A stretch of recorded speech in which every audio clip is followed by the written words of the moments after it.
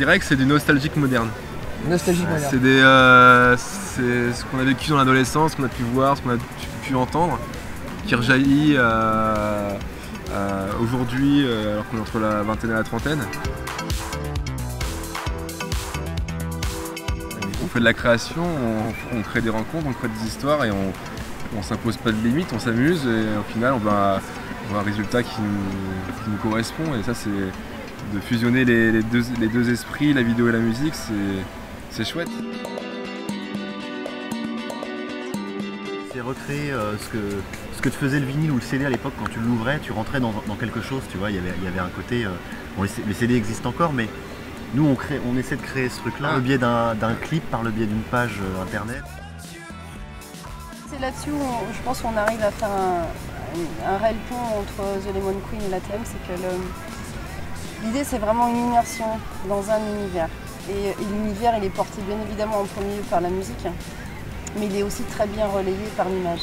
Et il est d'autant plus bien relayé par l'image que l'image n'est pas simplement une mise en image des morceaux des garçons, mais c'est aussi une mise en image qui permet vraiment une immersion dans l'univers de The Lemon Queen. C'est du participatif, on va dire, de la composition, de la réalisation, mais jusqu'au partage du visionnage en fait. Même dans l'acte de visionner, il y a un côté participatif lié à l'interactivité et ça c'est génial. Ludique et artistique, c'est ça qui est chouette. Mais l'idée c'est de permettre aux fans qui suivent les gars et aux autres internautes d'ailleurs qui ne les connaissent pas encore, de rentrer dans un univers.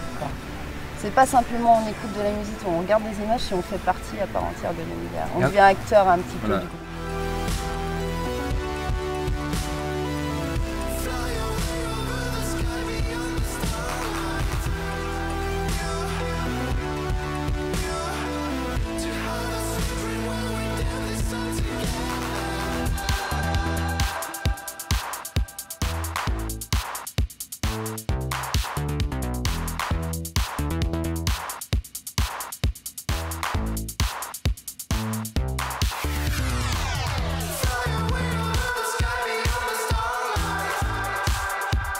Nous, on est sur scène, on a deux dates le 21 septembre à Baugé, avec nos amis les Jacks qui font de la super pop et les Dancers qui font de la pop bien péchue.